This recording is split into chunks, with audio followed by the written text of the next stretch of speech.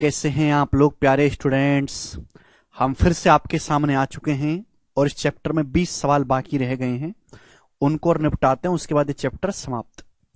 सवाल जो है आपके सामने 2020 के मेंस के एग्जाम का पूछा हुआ है और हमें आप लोगों से सवाल का आंसर चाहिए। सभी लोगों से आंसर नहीं दिया तो आपके लिए ठीक नहीं होगा बच्चों। बनाओ।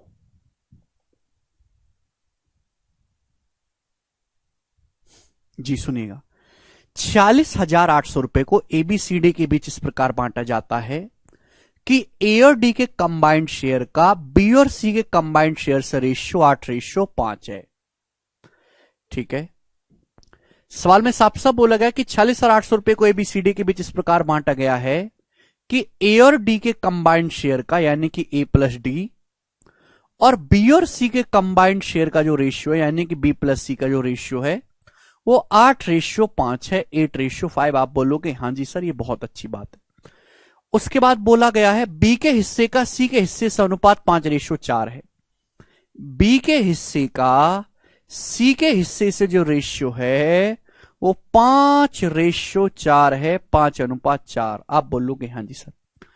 बोला है यदि ए को 18,400 रुपए मिलते हैं। भाई ए को कितने रुपए मिलते हैं? यदि ए को 18,400 रुपए मिलते हैं, 18,400 रुपए, ठीक है जी। तो आपसे पूछा है सी और डी के हिस्सों के भी, यदि ए और बी के हिस्सों का अंतर एक्स है, सी और डी के हिस्सों का अंतर वाई है, तो आपसे पूछा एक्स माइनस वाई कितना होगा। बहुत बढ़िया सवाल, बहुत बहुत जबरदस्त मेंस लेवल का सवाल है, बुद्धि लगानी पड़ेगी। ध्यान सुनिएगा। साल बोला है कि 46,800 रुपए को बांटा गया है एबीसीडी के बीच। ए और डी के कंबाइंड शेयर का ए प्लस डी और बी प्लस सी के शेयर का रेशियो 8:5 है।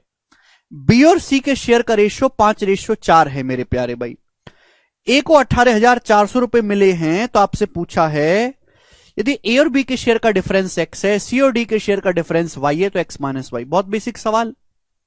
भैया बी और सी का रेशियो दे रखा है, यहां बी प्लस सी दे रखा है, तो क्या मैं बी प्लस सी निकाल नहीं सकता? क्या मैं बी प्लस सी निकाल नहीं सकता? आप बोलोगे हां जी सर बिल्कुल निकाल सकते हैं। अलग अलग शेयर निकाल लेते हैं सभी लोगों का, ठीक है ना भाई। यहां पे A plus B plus C plus D कितना हो रहा है? तो आप कहोगे sir 8 5 13। A plus B plus C plus D कितना हो रहा है? A plus B plus C plus D है 13। 8 5 13। 13 की वैल्यू 46,800 रुपए। बताओ कितने गुना? तो 13 की वैल्यू 46,800 बच्चों कितने गुना है? तो 13 × 39, 7 13 × 78, 3600 गुना है, 3600 टाइम्स। तो अगर ये 3600 गुना है तो 5 की वैल्यू भी 3600 गुना होगी, यानी कि 18,000 रुपए। तो बी और सी का जो शेयर है वो 18,000 रुपए आएगा। आप बोलोगे हां जी सर बिल्कुल सही। बी और सी का जो शेयर है बी प्लस सी का 18,000 रुपए, जबकि बी और सी के शेयर का रेशियो कितना है? 5:4। तो आप मुझे बताओ बी का हिस्सा कितना होगा बच्चों और सी का हिस्सा कितना होगा? क्या आप नहीं बता सकते? 18,000 रुपए को 5:4 में ब्रेक करेंगे तो 5 4 9, 9 की वैल्यू 18,000 है। 18,000 को 5:4 में ब्रेक करेंगे तो 9 की वैल्यू 18,000 है दुगुना, तो 5 की वैल्यू भी दुगुना होगी 10,000। तो बी का हिस्सा आ गया 10,000 रुपए। सी का हिस्सा 4 की वैल्यू भी दुगनी होगी 8,000। सी का हिस्सा आ गया 8,000 रुपए। आप बोलोगे हां जी सर बिल्कुल सही। ठीक है, यहां तक कोई परेशानी नहीं। अब मुझे मेरे स्टूडेंट यहां से क्या निकालना है? ए बी सी का हिस्सा पता चल गया, मुझे डी का हिस्सा भी निकालना है। डी का हिस्सा भी क्या आप नहीं निकाल सकते बच्चों? भाई एक बात बताओ, A plus B plus C plus D 8:5 है, टोटल हो गया A plus B plus C 13। 13 की वैल्यू 46,800, 3600 गुना, तो 5 की वैल्यू भी 3600 गुना। ये 8 की वैल्यू क्या होगी बताओ बच्चों? 8 की वैल्यू होगी भाई 8 गुणा 3600, तो 36 8 आएगा 28,800। ए प्लस डी आ गया 28,800 रुपए। ए प्लस डी जो है वो 28,800 रुपए आया है, यानी कि ए और डी का जो शेयर है वो 28,800 होना चाहिए। 28,800 ए और डी का। ए का शेयर 18,400 है, तो डी का शेयर क्या बचेगा? 28,800 में से 18,400 माइनस कर देंगे, यानी कि 10,400 रुपए। तो डी का शेयर आ गया जी 10,400 रुपए। आप बोलोगे हां जी सर। तो मेरे को चारों लोगों के शेयर पता चल गए। समझ में आया? एक बार हम फिर से समझाते हैं, दिमाग लगाने वाली बात है। बोला है 46,800 रुपए को एबीसीडी के बीच बांटा गया है। ए और डी के कंबाइंड शेयर और बी और सी के कंबाइंड शेयर का रेशियो 8:5 है। ठीक है, कोई परेशानी नहीं। बी और सी के शेयर का रेशियो 5:4 है। ए को 18,400 रुपए मिलते हैं, तो ए और बी के शेयर का डिफरेंस और सी और डी के शेयर का डिफरेंस आपसे पूछा है। नाउ लिसन केयरफुली करेंगे जरा आप एक बात बताओ भाई, A plus B plus C plus D कितना? 8 5 13। 13 की वैल्यू सवाल में 40,800, कितने गुना? 3600 गुना। तो 5 की वैल्यू भी 3600 गुना होगी 18,000, 8 की वैल्यू भी 3600 गुना करेंगे 28,800। यानी कि ए और डी का शेयर 28,800 है, ए प्लस डी। अगर ए का 18,400 है तो डी का नहीं निकाल सकते। 28,800 ए प्लस डी का शेयर है, उसमें से अगर मैं ए का माइनस कर दूंगा तो डी का शेयर आ गया 10,400।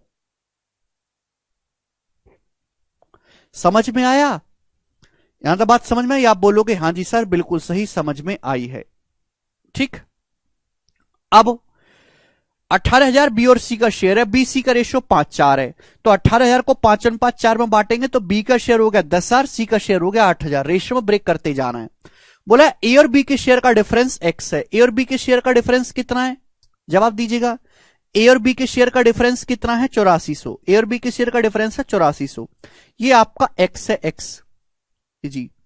सीओडी के शेयर का डिफरेंस कितना है? सीओडी के शेयर का डिफरेंस है 10,400 और 8,000 यानी कि 2400। सीओडी के शेयर का डिफरेंस है 2400 मेरे दोस्तों, ये वाई है। तो आपसे पूछा एक्स माइनस वाई, तो 8400 माइनस 2400 यानी कि 6,000 रुपए। तो एक्स माइनस वाई जो है बच्चों 6,000 रुपए है। ये इस सवाल का आंसर है डी ऑप्शन। बहुत बढ़िया सवाल है, प्यारा सा, स्टेप बाय स्टेप आपको करते जाना है। मेंस का सवाल है तो कई बार घुमाया गया है। आगे चलेंगे स्टूडेंट, एक और सवाल करेंगे हम। सवाल नंबर है बच्चों आपके सामने 125। करो जी, इस सवाल का क्या उत्तर है? ठीक है, एक टाइप का एक सवाल करवा रहा हूं। केशव पानी कर देना यार। ए बी और सी 3 पॉजिटिव नंबर हैं। ए के 3/5 और बी के 30% का जो एवरेज है 13.5 है। बी के 3/8 और सी के 25% का एवरेज 15 है। यदि ए सी के 5/12 गुने के बराबर है तो सभी संख्याओं का, सभी तीनों संख्याओं का यानी कि ए बी और सी का योगफल ज्ञात करें। सवाल है, बहुत अच्छा सवाल। देखिए सबसे पहले तो आप एवरेज जानते हैं, एक की वैल्यू 3600 है ऋतिक।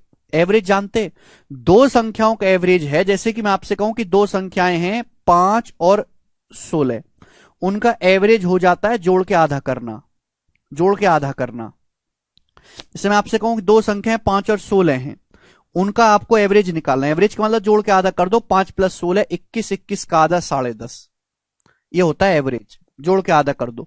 3 संख्याएं जोड़ के 3 से भाग दे दो, 4 संख्याएं जोड़ के 4 से भाग दे दो, 5 संख्याएं जोड़ के 5 से भाग दे दो। अगर मुझे दो संख्याओं का एवरेज पता है तो अगर मुझे दोनों संख्याओं का योग निकालना है तो योग कैसे आएगा? एवरेज को 2 से गुणा करनी पड़ेगी। 10.5 का दुगुना एवरेज को 2 से गुणा कर दो, दोनों संख्याओं का योग आ जाएगा 21। ये कंसेप्ट है। बोला एबीसी 3 संख्याएं, सवाल में साफ साफ बोला गया ए के 3/5, संख्या ए के 3/5 और बी के 30%। बी का 30% कितना है मेरे प्यारे भाई? 30% की फ्रैक्शन वैल्यू होती है 3/10। बी के 3/10 का जो एवरेज है वो 13.5 है। अगर बच्चों ए के 3/5 और बी के 30% का मतलब होता है 3/10, इनका एवरेज 13.5 है। अगर एवरेज 13.5 है तो इनका योग कितना होगा? इनका योग होना चाहिए 13.5 का दुगुना यानी कि 27। आप बोलोगे हां जी सर। क्लियर है बात? सही है एकदम। आप बोलोगे हां जी सर बात क्लियर है। तो स्टूडेंट्स यहां /5 आ रहा है, /10 आ रहा है, ठीक है ना? ध्यान सुनेगा बच्चों। अभी जो 3 है, 3 से मेरे दोस्तों 27 कितनी बार कट गया? 9 बार कट गया, 9 बार। 3 कॉमन लेके 27 9 बार कट गया। नीचे 5 आ रहा है, 10 आ रहा है, तो पूरे रेशियो को 10 से गुणा कर लेते हैं। अभी थोड़ा सा दिमाग लगा लिया करो भाई, दिमाग यार, ऐसे तो तुम कभी जिंदगी में कुछ कर ही नहीं पाओगे। 3 से 27 काट नहीं सकते आप लोग 9 बार। अब पूरे रेशियो को नीचे 5 10 कैल्शियम 10 10 से गुणा कर दो तो हो जाएगा 2a + b = 90। ये पहली इक्वेशन आ गई मेरे दोस्तों, फर्स्ट इक्वेशन आ गई। आप बोलोगे हाँ सर पहली इक्वेशन, पूरे को 10 से गुणा कर दी, यहां पे ये आ जाएगा। ठीक है जी। अगला अगले लाइन ये बोलिए बी के 3/8 और सी के 25% का एवरेज 15 है। बी के 3/8, संख्या बी का 3/8 और सी का 25%। 25% का मतलब 1/4, सी के 1/4, इनका एवरेज 15। एवरेज 15 है तो इनका सम कितना होगा भाई? दो संख्याओं का एवरेज 15 है तो सम कितना होगा? 15 का दुगुना 30 हो जाएगा, ये 30 आ जाएगा। अब बोलोगे हाँ जी सर। अब मुझे बताइएगा कि यहां बटे में 8 आ रहा है, बटे में 4 आ रहा है, तो सिंपल करने के लिए काम करते हैं, इस पूरे रेशियो को 8 से गुणा कर देते हैं, जिससे कोई दिक्कत नहीं। 8 से गुणा करोगे तो 8 से 8 कट जाएगा, 3b, और ये मेरे दोस्तों 4 दूनी 8, 2c बराबर 240। ये दूसरी इक्वेशन आ गई। तो आपके सामने पहली लाइन से एक इक्वेशन बन गई, आपके सामने दूसरी लाइन से एक इक्वेशन बन गई। क्लियर है? आप बोलोगे हाँ जी सर। अब तीसरी लाइन है, ए सी के 5/12 गुने के बराबर है। ए जो है वो सी का 5/12 गुना है। ए जो है वो सी का 5/12 गुना है। इसका मतलब ये हो गया कि अगर सी बटे में आएगा तो ए से सी का रेशियो 5/12 दिया है सवाल में। सवाल में ए से सी का जो रेशियो 5/12 दिया है। ये तीसरी लाइन है। बोला है तीनों संख्याओं का योग बताओ, ए बी और सी का योगफल आपको बताना है। तो आपके सामने तीन इक्वेशन है, एक ये रही, एक ये रही, एक ये रही। तीनों लाइन से तीन इक्वेशन बनी और मुझे इसको सॉल्व करना है। बताओ, जल्दी करो, कैसे करेंगे सॉल्व?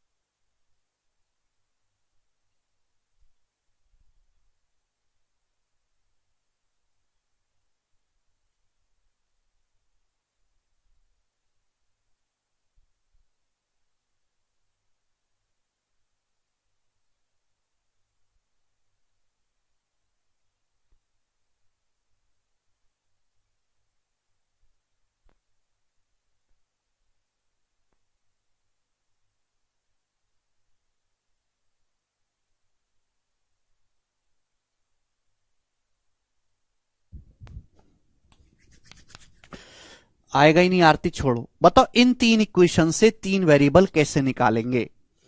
भाई मुझे रेशियो किस में दिया? मुझे रेशियो दिया है ए और सी में।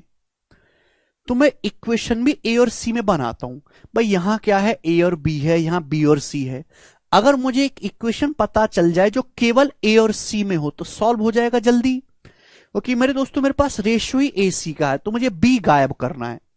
अब यहां से बी गायब कैसे करें? भाई यहां तो 3b है, यहां बी है, या 3b है मेरे दोस्त, यहां बी है।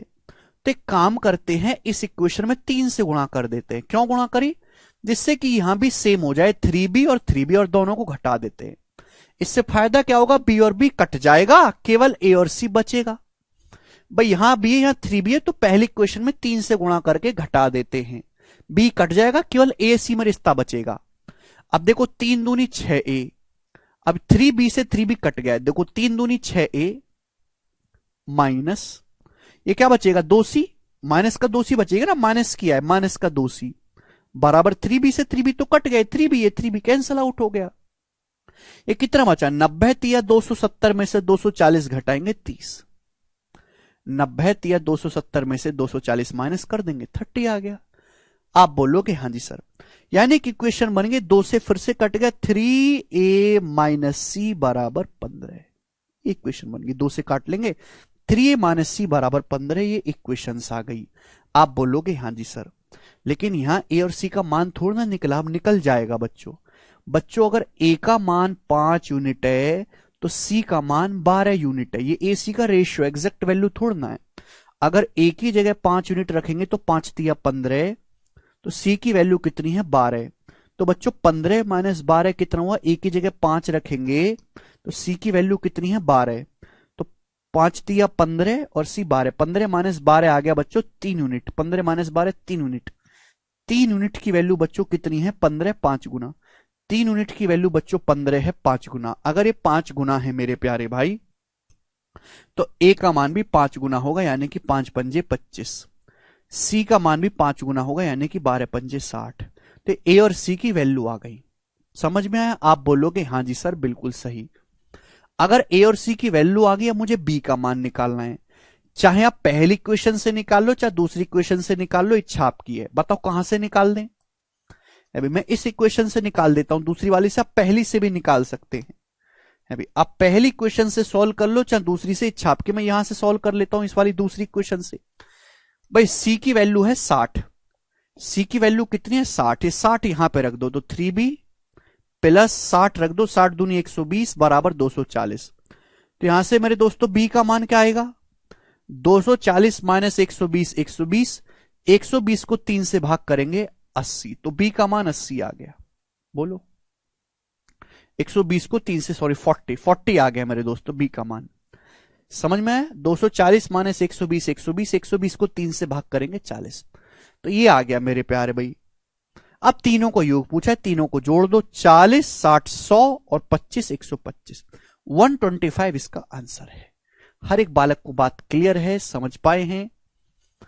अगला सवाल, नेक्स्ट टाइप आपके सामने यहां से 126। करिए बच्चों इस सवाल का क्या आंसर है।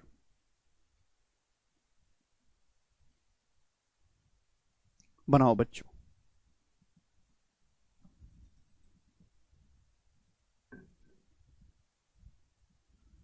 हाँ एक ही बात है, सेकंड में से फर्स्ट घटाओ तो भी बात एक ही है।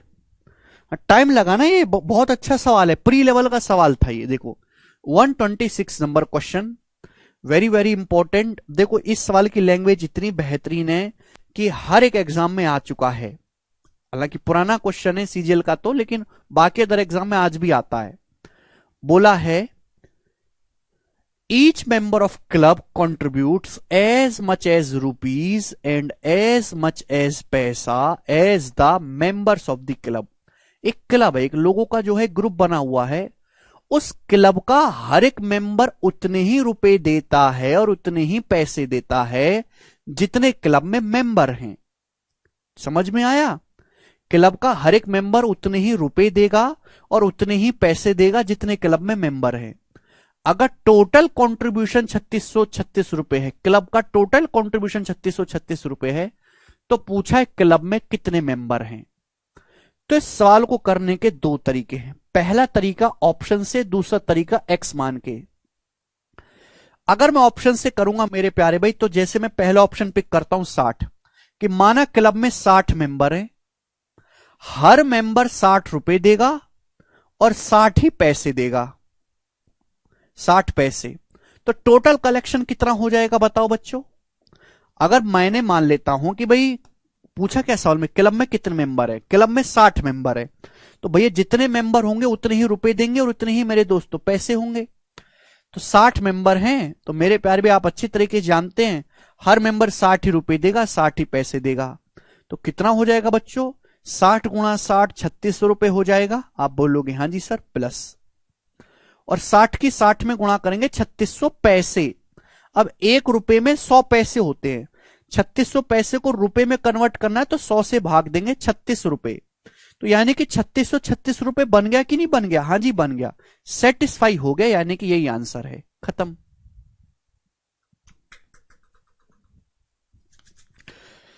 समझ में आया? आप बोलोगे हां जी सर समझ में आया है, बहुत ही बेहतरीन सवाल है। अबे भाई पढ़ लो चुपचाप, थोड़ी देर पढ़ लो। ये तो हुआ ऑप्शन से बेस्ट है यही करना। अदरवाइज आप इसको सॉल्व करोगे भैया कि भाई माना क्लब में एक्स मेंबर हैं, एक्स मेंबर, माना क्लब में कितने मेंबर हैं, एक्स सदस्य हैं, तो हर सदस्य एक्स ही रुपए देगा और एक्स ही पैसे देगा।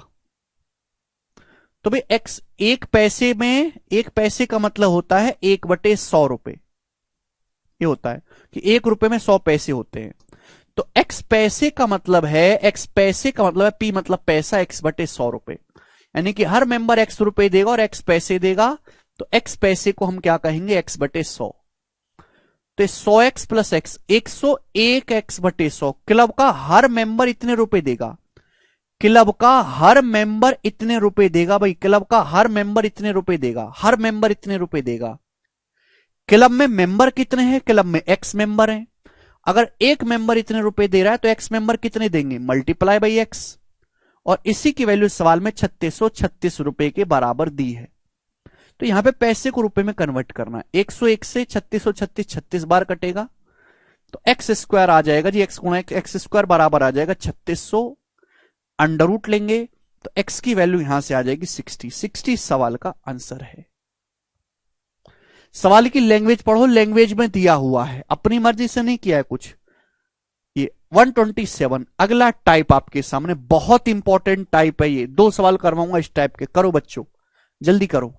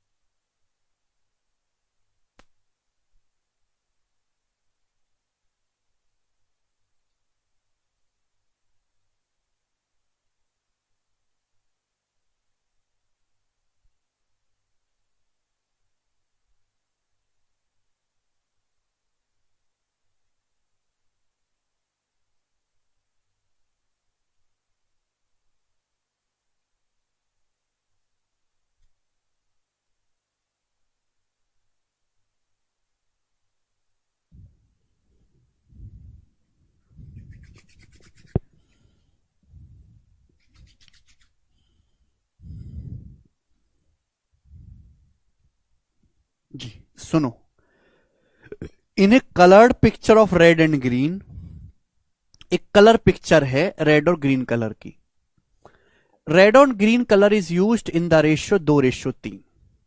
भाई पिक्चर है, इस पिक्चर को बनाने में कलर इस्तेमाल हुआ है रेड और green colour.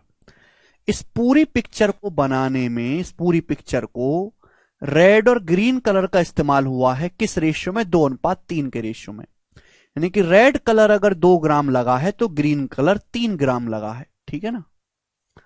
If in the upper half green and red is 5:4, ऊपर के आधे हिस्से में, अभी इस पिक्चर के 2 हिस्से करो, 2 हिस्से, ठीक है, ये है ऊपर का आधा हिस्सा, ये है नीचे का आधा हिस्सा, बोला है ऊपर के आधे हिस्से में ग्रीन और रेड का रेशियो 5:4 है, तो नीचे के आधे हिस्से में रेड ग्रीन का रेशियो क्या है, बोला है नीचे के आधे हिस्से में रेड और ग्रीन कलर का रेशियो क्या है, नीचे के आधे हिस्से में रेड ग्रीन कलर का रेशियो क्या है, जबकि ऊपर के आधे हिस्से में देखो गड़बड़ कर दिया है, ग्रीन रेड का दिया है, तो हम लोग रेड ग्रीन का लिख लेते हैं, ऊपर के आधे हिस्से में रेड ग्रीन कलर का रेशियो उल्टा करके लिखना पड़ेगा, 5:4 नहीं 4:5, ऊपर के आधे हिस्से में रेड ग्रीन कलर का रेशियो 4:5 है, तो नीचे के आधे हिस्से में रेड ग्रीन कलर का रेशियो क्या होगा। क्या आप इस सवाल की लैंग्वेज को, टाइप को समझ पाए हैं। देखो जैसे एक कलर पिक्चर है मेरे प्यारे भाई, ये रेड और ग्रीन कलर से ऐसे ऐसे पोत के बनाएगी, इस पूरी पिक्चर में रेड और ग्रीन कलर इस्तेमाल हुआ है 2:3 के रेशियो में। अब इस पिक्चर के 2 टुकड़े करें तो ऊपर के आधे हिस्से में रेड ग्रीन कलर का रेशियो 4:5 है, पूछा है नीचे के आधे हिस्से में रेड ग्रीन कलर का रेशियो क्या होगा। ये टाइप है, इस टाइप पे और भी बहुत सारे सवाल बन सकते हैं। नाउ लिसन केयरफुली करिएगा इस लैंग्वेज को, इस टाइप को समझने के लिए बच्चों। देखो, सबसे पहले आपको ये बात समझनी है और जाननी है कि भाई अगर ये पिक्चर है, इस पिक्चर के मैं दो हिस्से करता हूं, भाई जितना टोटल कलर ऊपर के हिस्से में यूज होगा उतना ही नीचे के हिस्से में यूज होगा।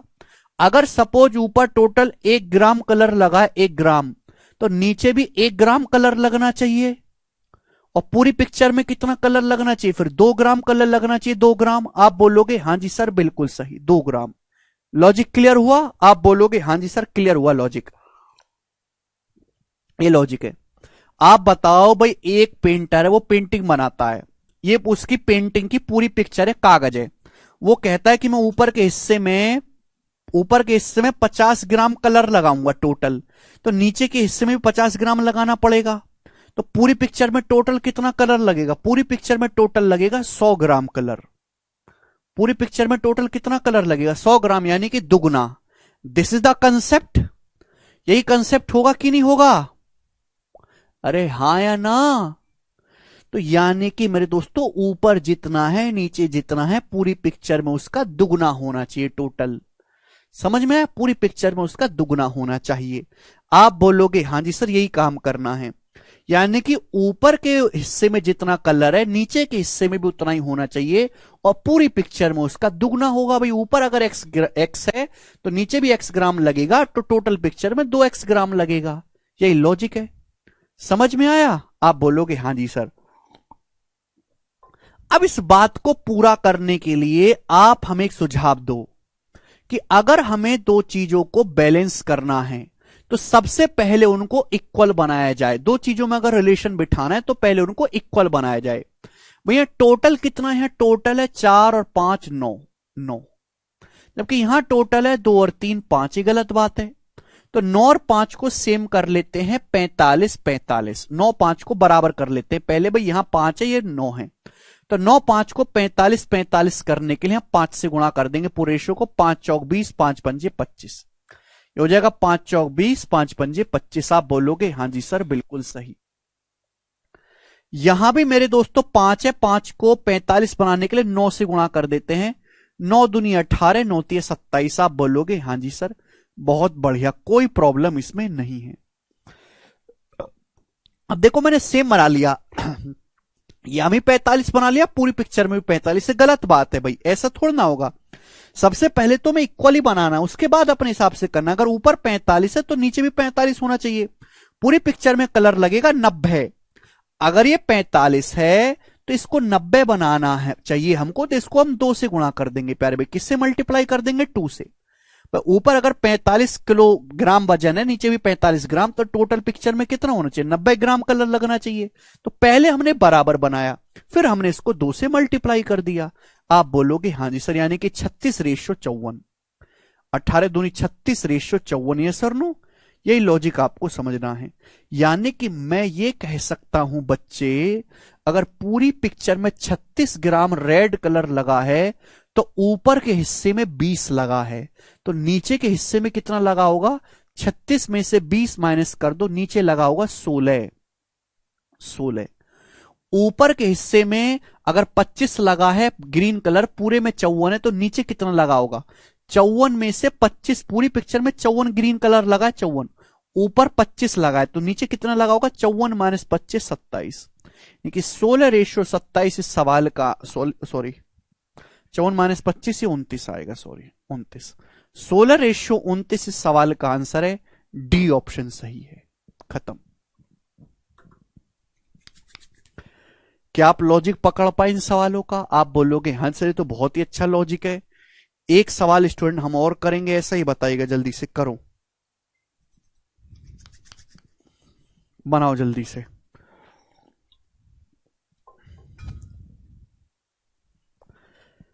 कंसेप्ट मैंने आपको बता दिया है कि ऊपर जितना होगा मेरे दोस्तों, अगर ऊपर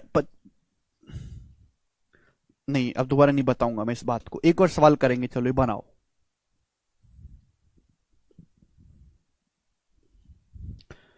on the whole surface of earth the ratio of land and water is 3:5। ये मेरे दोस्तों धरती है, ये धरती है। तो धरती में क्या है? पानी और जमीन, और तीसरी चीज तो है नहीं, पानी और लैंड और वाटर है। तो पूरी धरती में, पूरी धरती के सरफेस पर जमीन और पानी का रेशियो, लैंड और वाटर का रेशियो 3:5 है। पूरी धरती पे जमीन पानी का रेशियो 3:5 है। आप बोलोगे हाँ सर, इस पूरी धरती में the land and water in northern hemisphere is 7:9। तो इस धरती के दो हिस्से, उत्तरी गोलार्ध और दक्षिणी गोलार्ध। ऊपर का आधा हिस्सा नॉर्थ हेमिस्फीयर, नीचे का आधा हिस्सा सदर्न हेमिस्फीयर। क्लियर? आप बोलोगे हाँ सर। बोला ऊपरी आधे हिस्से में जमीन से पानी का जो अनुपात है ऊपरी आधे हिस्से में, वो 7:9 है। तो आपसे पूछा है कि नीचे के आधे हिस्से में, नीचे के आधे हिस्से में जमीन से पानी का, लैंड से वाटर का रेशियो क्या होगा? बताओ बच्चों, करो। ये आपकी धरती है, ठीक है भाई। ये धरती की जो है लाइन है, बीच की जो दो बराबर पार्ट कर रही है, उत्तरी गोलार्ध, दक्षिणी गोलार्ध। ऊपरी हिस्से में जमीन पानी का रेशियो 7:9 है। पूरी धरती में जमीन पानी का रेशियो मेरे दोस्तों 3:5 है। नीचे क्या होगा?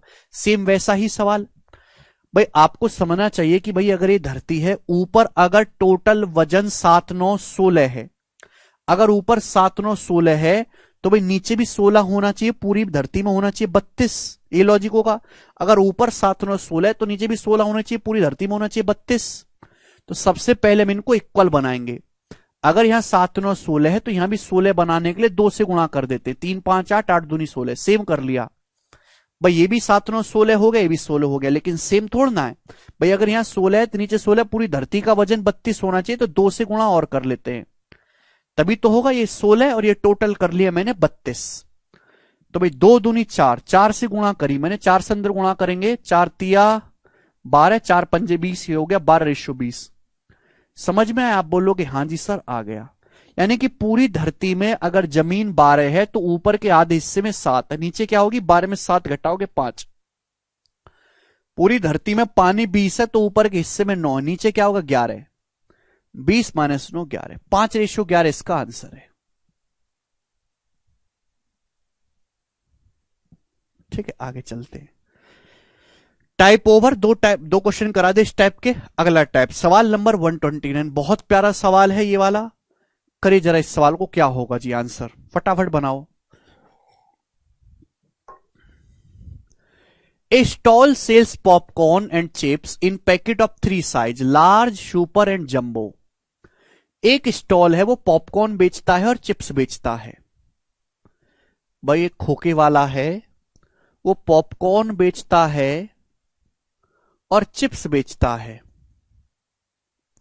3 साइज में बेचता है, लार्ज, सुपर और जंबो। लार्ज, सुपर और जंबो, 3 साइज में पॉपकॉर्न बेचता है और चिप्स बेचता है, लार्ज, सुपर और जंबो साइज में।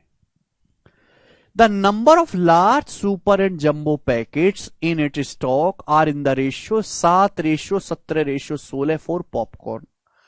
पॉपकॉर्न के जो पैकेट हैं लार्ज, सुपर और जंबो साइज में, वो 7:17:16 के रेशियो में। पॉपकॉर्न के पैकेट लार्ज साइज में, लार्ज, सुपर और जंबो साइज में 7:17:16 के रेशियो में है। एंड 6:15:14 फॉर चिप्स, जबकि चिप्स के पैकेट जो है 6:15:14 के रेशियो में है। चिप्स के जो पैकेट है लार्ज, सुपर, जंबो साइज में, वो 6:15:14 के रेशियो में है। ठीक है, ये बोला गया है। आगे, if the total number of popcorn packets in is stock it same as that of chips packet. Total जितने पैकेट पॉपकॉर्न के हैं उतने ही टोटल पैकेट चिप्स के हैं। तो आपसे पूछा है जंबो पॉपकॉर्न और जंबो चिप्स पैकेट की संख्या का रेशियो बताओ। जंबो पॉपकॉर्न और जंबो चिप्स की संख्या का रेशियो बताओ। करो बच्चों, ये लाइन बड़ी इंपॉर्टेंट है कि जितने टोटल पॉपकॉर्न के पैकेट हैं उतने ही सेम आपके चिप्स के पैकेट हैं। तो भैया सेम होना चाहिए। अब सुनो, पॉपकॉर्न के पैकेट टोटल कितने हैं? 7, 17, 24 और 16, 40, 40 है। पर चिप्स के कितने पैकेट है टोटल? 6, 15, 21 और 14, 35। अब 40 और 35 तो कहीं से भी सेम नहीं है, सेम करना पड़ेगा, सेम करना पड़ेगा बेटा। 40 और 35 को सेम करने के लिए सम को सेम करना है, सम से रिवर्स मल्टीप्लाई।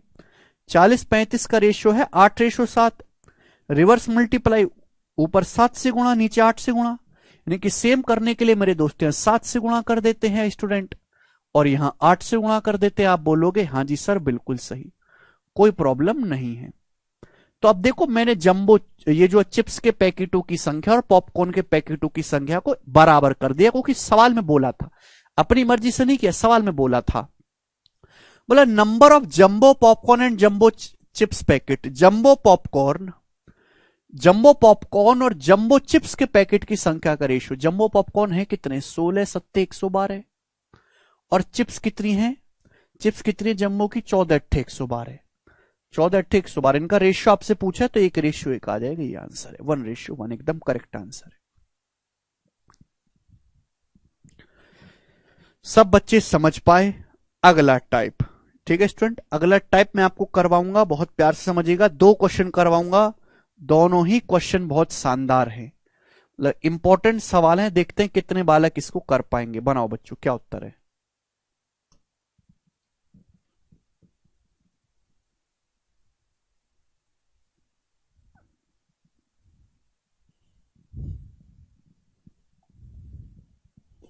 बनाओ बच्चों।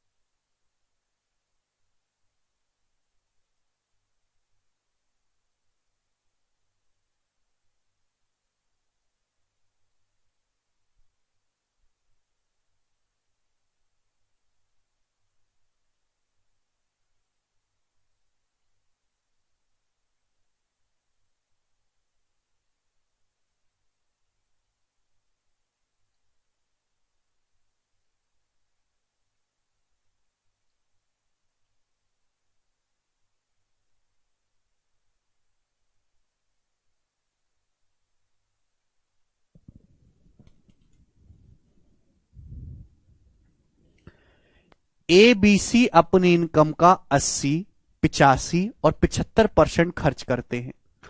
उनकी बचत का रेशियो 8:9 है। ए और सी की इनकम में अगर डिफरेंस 18,000 का है तो बी की इनकम क्या होगी।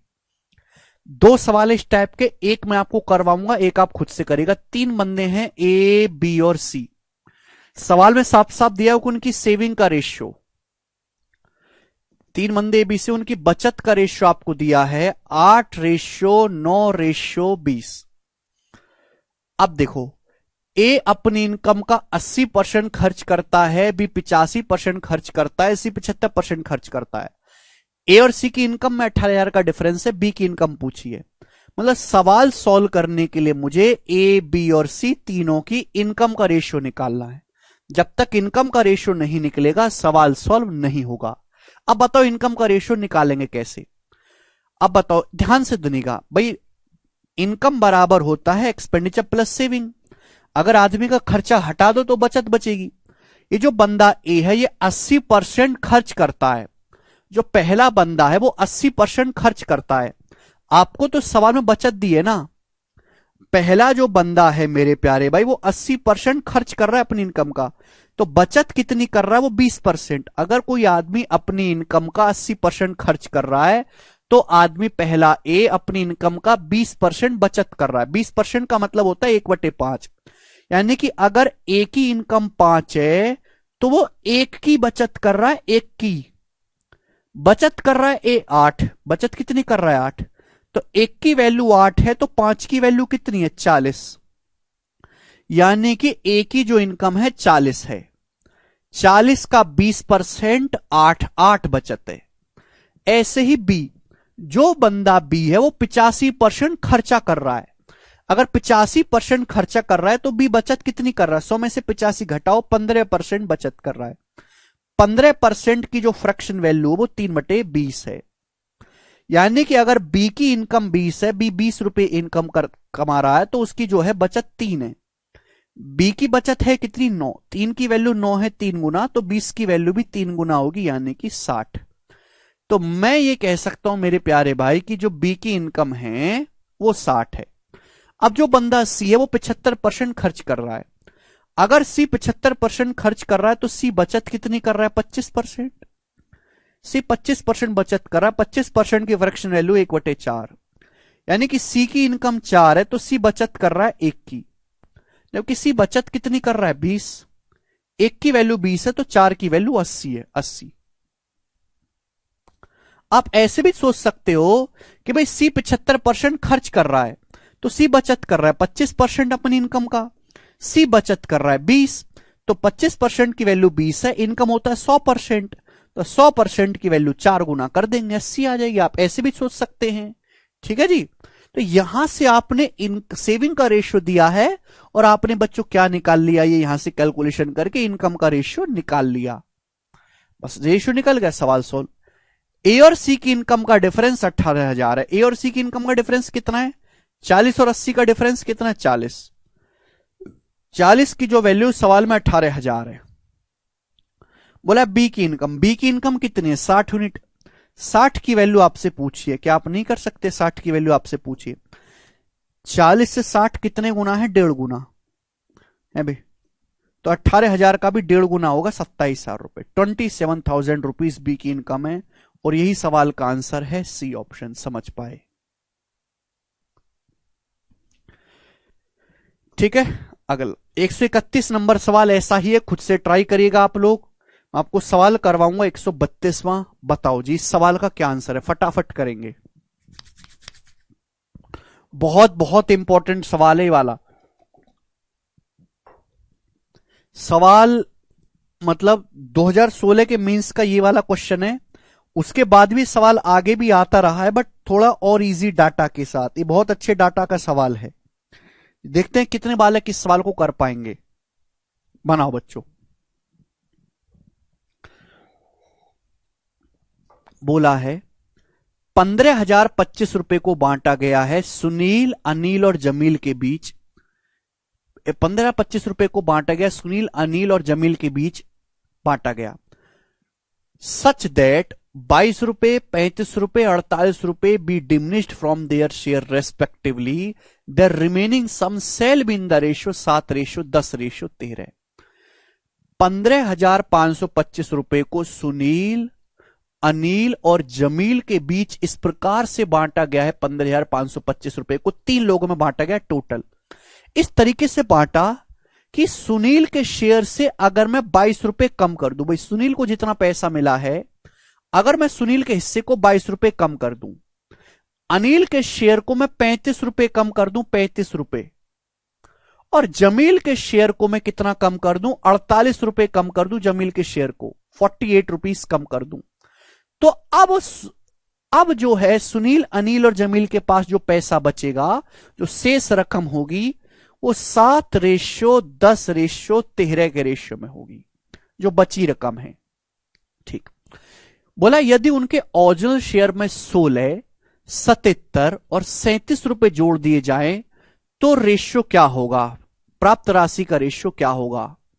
तो भाई सबसे पहले आपको इन तीनों लोगों का ओरिजिनल शेयर निकालना है। ओरिजिनल शेयर, ध्यान सुनेगा, लास्ट सवाल है ये। तो सुनील, अनिल और जमील के बीच पैसा बांटा गया। इस प्रकार से बांटा गया कि सुनील के शेयर को 22 रुपए कम कर दो, अनिल के शेयर को 35 रुपए कम कर दो और जमील के शेयर को 48 रुपए कम कर दोगे तो तीनों के पास जो रकम बचेगी शेष रकम का रेशियो 7, 10, 13 होगा। आप बोलोगे हां जी सर। तो आप मुझे बताओ तीनों से टोटल कितना पैसा कम कर दिया। 22, 35 और 48, कितना है 48 और 22, 70 और 35, 105 रुपए। तीनों से हमने टोटल 105 रुपए कम कर दिया। भाई इससे 22 रुपए कम करा, इससे 35, इससे 48, तीनों लोगों से मिलाकर हमने 105 रुपए कम कर दिया। यानी कि 15,525 की बजाय 15,420 रुपए ही दिए गए। अब तीनों लोगों के बीच जो हैं 15,525 में से 105 घटा देंगे, 15,420 रुपए बांटे गए हैं इन तीनों लोगों के बीच 7, 10 और 13 के रेशियो में। क्लियर। आप बोलोगे हां जी सर। भाई टोटल तो 15,525 बांटा गया है, लेकिन उनके शेयर से अगर 22 रुपए, 35 रुपए, 48 रुपए यानी कि टोटल 105 रुपए कम कर दोगे तो कितना रह जाएगा, 15,420 रह जाएगा। और वो शेष पैसा किस रेशियो में होगा, 7, 10, 13 के रेशियो में होगा। तो टोटल कितना हुआ, 7, 10, 17 और 13, 30। टोटल हो गया 30। 30 की वैल्यू 15,420 है, तो एक की वैल्यू कितनी है बच्चों, जवाब दो। 3 पंजे 15, 514 रुपए। तो एक की वैल्यू 514 रुपए है। आप बोलोगे हाँ सर। अगर एक यूनिट की वैल्यू 514 है तो 7 यूनिट की वैल्यू कितनी है बच्चों, 7 पंजे 35 और 14 सत्ते 98, 3598। एक की वैल्यू 514 है तो 10 यूनिट की वैल्यू कितनी है, 5,140। एक की वैल्यू 514 है तो 13 यूनिट की वैल्यू कितनी है। अगर एक की वैल्यू 514 है भाई तो 13 यूनिट की वैल्यू कितनी है, 13 गुणा 514 है तो 13 गुणा 565, 13 गुणा 14, 182, यानी कि 6682, 6682 रुपीज। आप बोलोगे हां जी सर बिल्कुल सही। ये शेयर है 22 रुपए, 35 रुपए, 48 रुपए कम करने के बाद। ये ओरिजिनल शेयर नहीं है, ये तीनों लोगों का ओरिजिनल शेयर नहीं है। एक की वैल्यू 514, 7, 10, 13 यूनिट के लिए निकाल ली। भाई सुनील का जो ओरिजिनल शेयर है वो कितना होगा, 22 रुपए कम करने के बाद 3598। तो ओरिजिनल क्या होगा, 3598 में 22 रुपए ऐड करना पड़ेगा। सुनील का ओरिजिनल शेयर होगा 3620। 3620 35 रुपए कम करने के बाद 5,140 है, तो अनिल का ओरिजिनल शेयर क्या होगा, 5,140 में 35 ऐड करेंगे तो 5,175। जमील का 48 रुपए शेयर कम करने के बाद 6682, तो ओरिजिनल क्या होगा, 6682 से 48 रुपए ऐड करेंगे तो 6730। ये तीनों लोगों का ओरिजिनल शेयर आ गया, ये सुनील का, अनिल का, जमील का। लेकिन पूछा ये भी नहीं है, पूछा है इसके लेवल और आगे जाके यदि उनके ओरिजिनल शेयर में 16, 77, 37 रुपए जोड़ दिए जाएं। इसके ओरिजिनल शेयर में 16 रुपए जोड़ो, 3620 में 16 जोड़ेंगे तो 3636 हो जाएगा। अनिल के ओरिजिनल शेयर में 77, भाई 5175 में अगर मैं 77 जोड़ूंगा तो पहले 75 जोड़ लो, कितना आ जाएगा जी आपका 5250, फिर 52 हो जाएगा। और जमील के शेयर में कितना जोड़ेंगे, 37 रुपए। 6730 में 37 जोड़ेंगे तो ये हो जाएगा 6767। अब पूछा है कि इनके शेयर का रेशियो क्या होगा, बताओ। ये पूछा है तो बताओ, ये जो संख्या बड़ी स्पेशल है, 2-2 डिजिट के रिपीटेशन से बनी है। ऐसा नंबर 101 से कटता है। अगर कोई भी नंबर ऐसा है ना, ए बी वो हमेशा 101 से कटता है। वो इसका मतलब है ए बी गुणा 101, 101 से डिवाइड होता है। तो ये मेरे दोस्तों रेशियो आपसे पूछे 101 से कटेगा। 101 से कटेगा 36 बार, 101 से कटेगा 52 बार, 101 से कटेगा 67 बार। क्योंकि रेशियो का 36 ratio 52 ratio 67। C option answer है। बहुत बढ़िया सवाल।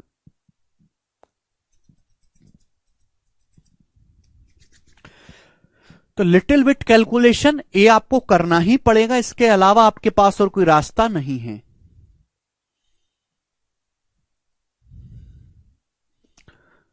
दो अंकों की संख्या का रिपीटेशन करेंगे 2 बार तो हमेशा 101 से डिवाइड होगा।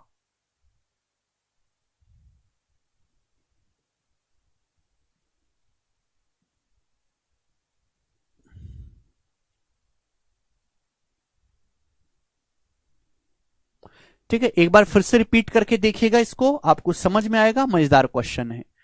ठीक है, हाँ टाइम टेकिंग है।